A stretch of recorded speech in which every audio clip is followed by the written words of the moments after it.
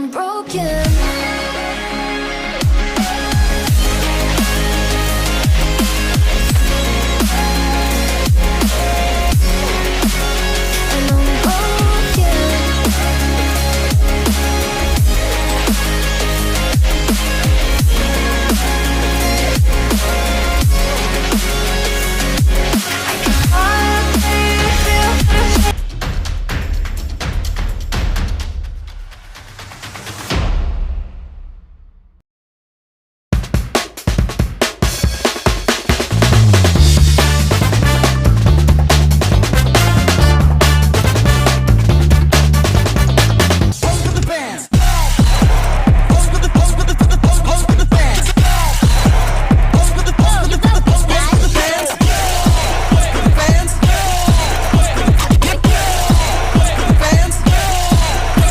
Yang pertama pada materi 9 ini ya membahas tentang kerjasama internasional dan transfer teknologi.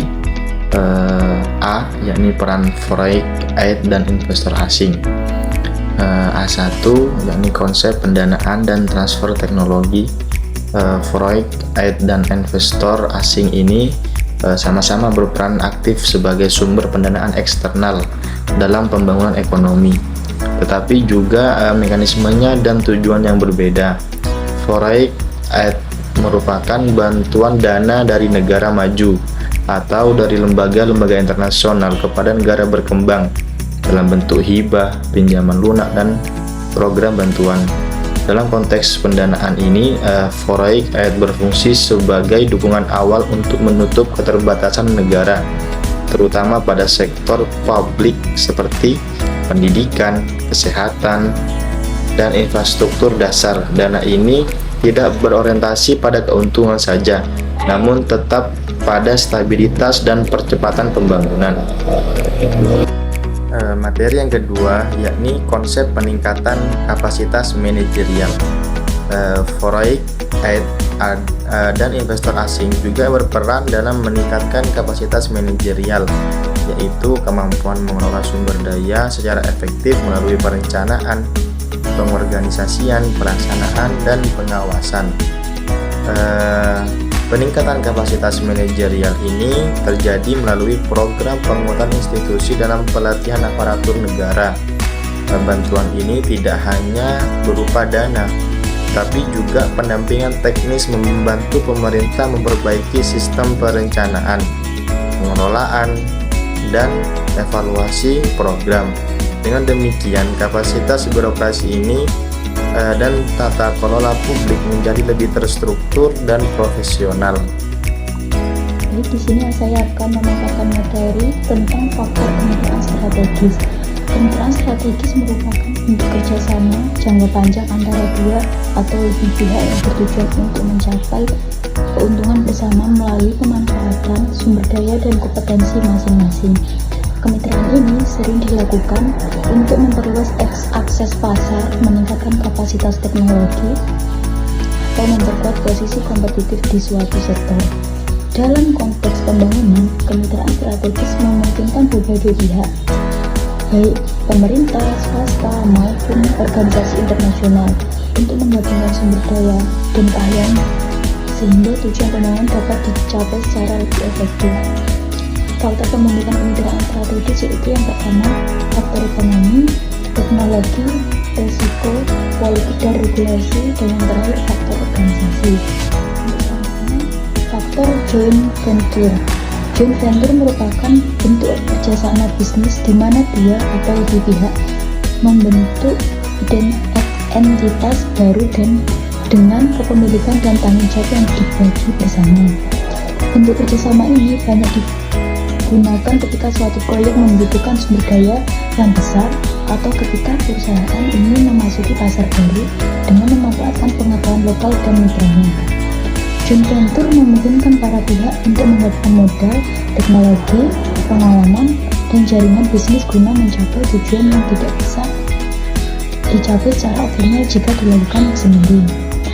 Faktor pendorong joint venture yaitu yang pertama, faktor internal, faktor eksternal, dan faktor keberhasilan JV.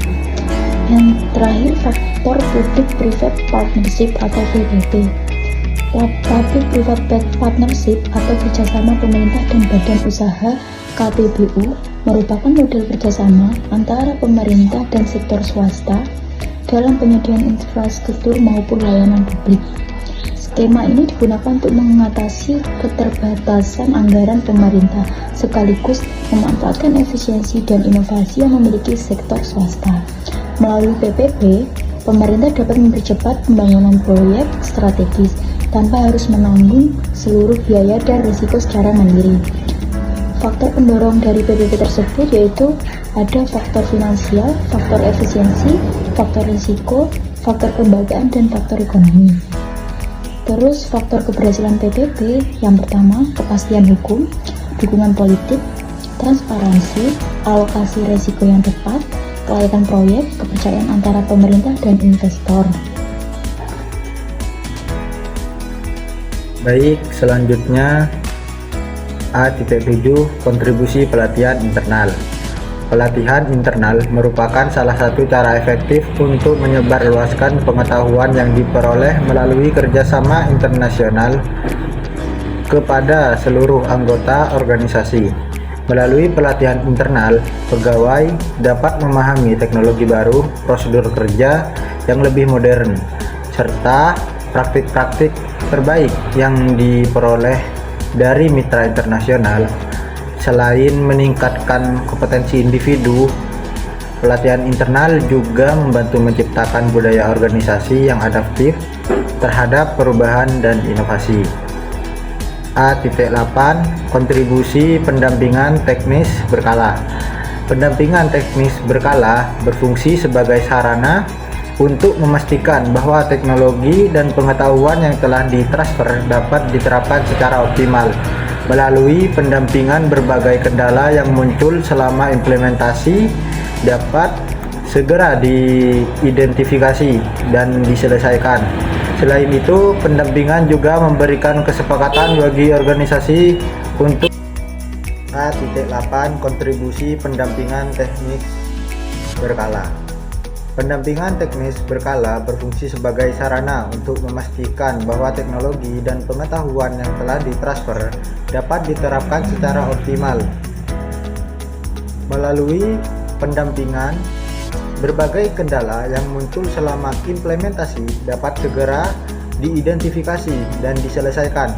Selain itu, pendampingan juga memberikan kesempatan bagi organisasi untuk terus meningkatkan kepastiannya melalui proses pembelajaran yang berkelanjutan. Dengan demikian, kualitas pelaksanaan program dapat tetap terjaga dan tujuan yang telah ditetapkan dapat tercapai secara efektif. Selanjutnya untuk konsep tantangan umum negara berkembang. Negara berkembang umumnya menghadapi berbagai tantangan dalam mengelola perusahaan milik negara.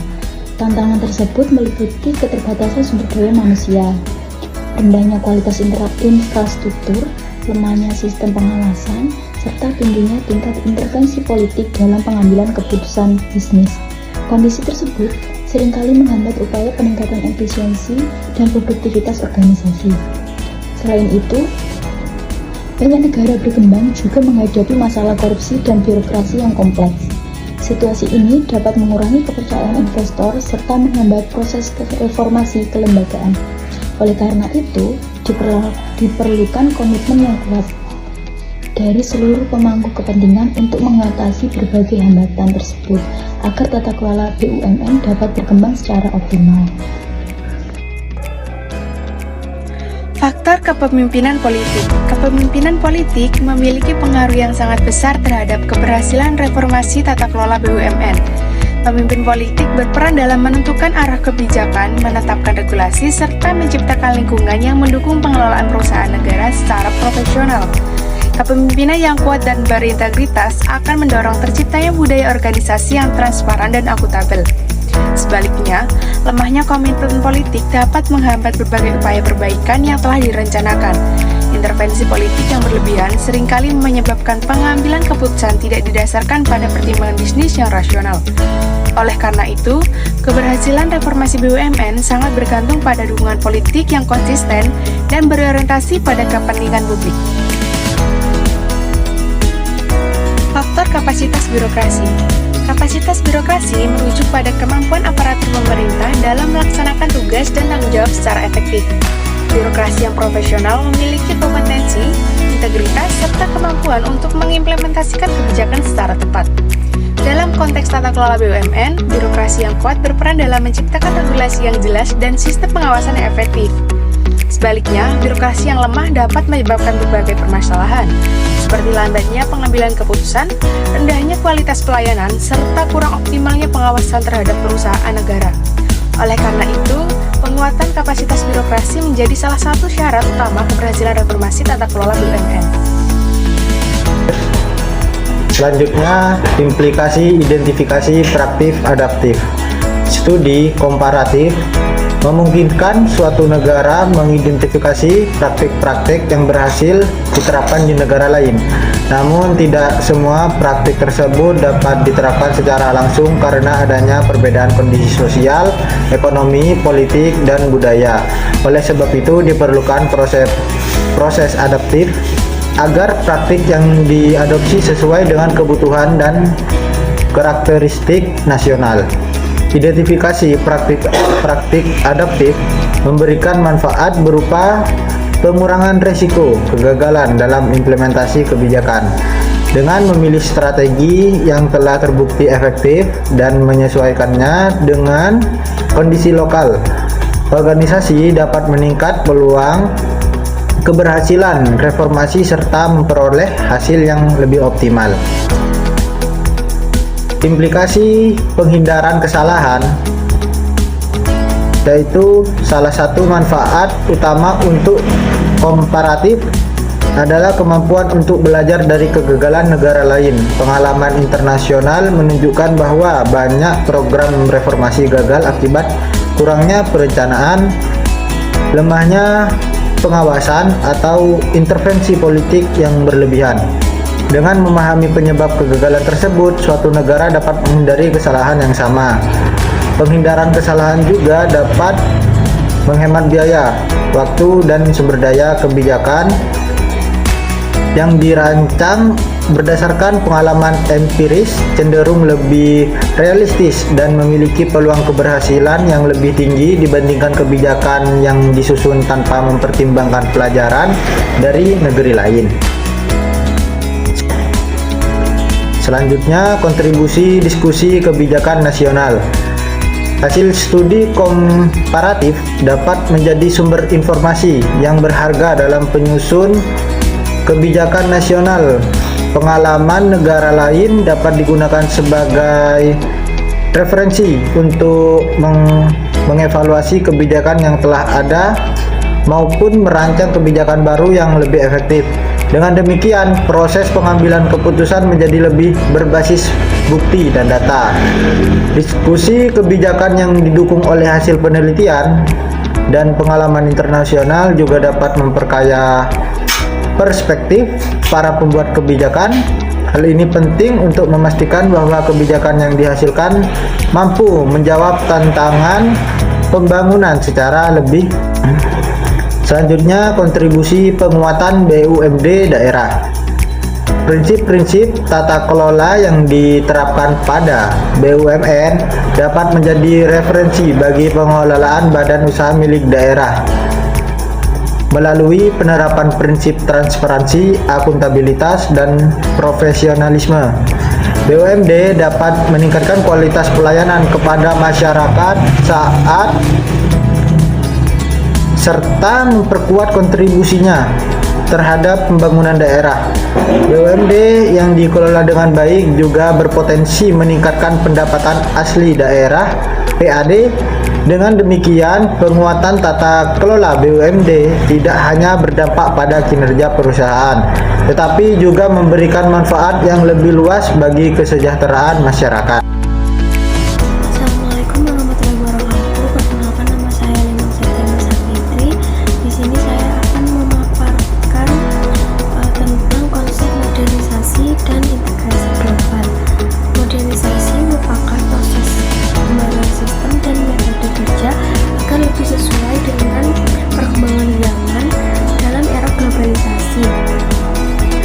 organisasi merupakan kebutuhan bagi organisasi yang ingin meningkatkan daya saing dan mempertahankan relevansinya. Integrasi global memungkinkan suatu negara untuk berhubung dengan jaringan ekonomi, teknologi, dan informasi internasional. Melalui modernisasi dan integrasi global, organisasi dapat mengakses inovasi baru serta menerapkan standar yang diakui secara internasional. Langkah ini penting untuk meningkatkan efisiensi, kualitas layanan, dan kemampuan bersaing di tingkat global. Yang selanjutnya yakni konsep keseimbangan internasional dan lokal. Konsep keseimbangan internasional dan lokal ini adalah cara suatu negara, organisasi, maupun perusahaan untuk menerapkan standar global tanpa mengabaikan kondisi lokal. Standar global ini biasanya mencakup aturan, teknologi, dan sistem manajemen, kualitas produk, serta tata kelola dan prosedur kerja yang digunakan secara internasional. Standar ini dapat meningkatkan efisiensi, kualitas, daya saing, dan kepercayaan pasar. Namun menerapkan standar global ini secara mentah-mentah tanpa melihat kondisi lokal sering berakhir kaku dan kurang efektif. Dalam konteks ini, adopsi standar global berarti mengambil praktik-praktik terbaik dari dunia internasional. Jadi konsep keseimbangan internasional dan lokal ini menekankan bahwa globalisasi tidak harus menghapus karakter lokal, namun juga berfungsi sebagai acuan peningkatan kualitas, sedangkan adaptasi lokal berfungsi sebagai jembatan agar standar tersebut dapat diterapkan secara realistis. Selanjutnya yakni faktor kesiapan institusional. Keberhasilan adopsi standar global sangat bergantung pada kesiapan institusional. Organisasi perlu memiliki struktur yang jelas, regulasi yang mendukung, serta sistem kerja yang mampu mengakomodasikan perubahan. Kesiapan institusional juga mencakup dukungan dari pimpinan dan komitmen seluruh anggota organisasinya.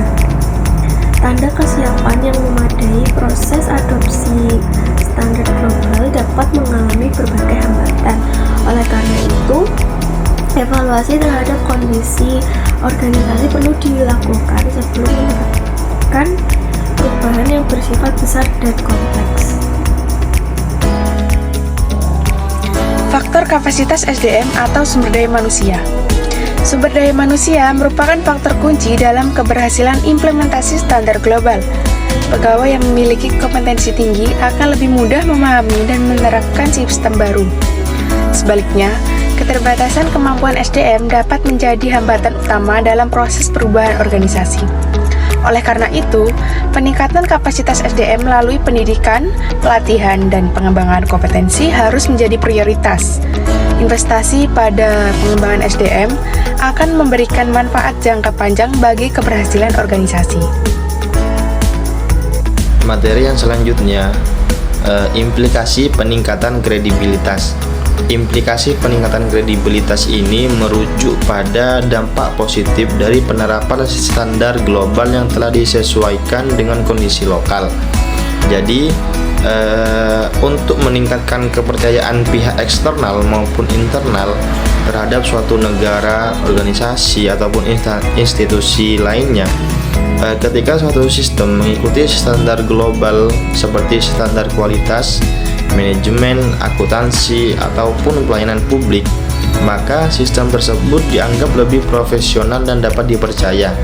Hal ini menjadi standar global memiliki ukuran yang sudah diakui secara internasional. Jadi investor asing, mitra kerja, dan lembaga internasional lainnya cenderung lebih percaya pada institusi yang memiliki standar tersebut karena dianggap lebih transparan, terukur, dan akuntabel. Lanjut pada materi selanjutnya, Implikasi beban adaptif. Implikasi beban adaptif ini adalah tantangan atau konsekuensi yang muncul ketika suatu sistem harus menyesuaikan standar global dengan kondisi lokal secara terus-menerus. Penerapan standar global tidak bisa dilakukan secara langsung tanpa penyesuaian. Jadi proses adaptasi ini membutuhkan biaya tambahan, waktu, tenaga, serta kapasitas global serta kapasitas organisasi yang lebih besar. Namun, negara atau institusi harus melakukan perubahan struktur kerja dengan pelatihan SDM, penyesuaian regulasi, hingga perubahan budaya kerja agar standar global ini dapat diterapkan secara efektif. Selanjutnya yakni menurut para ahli.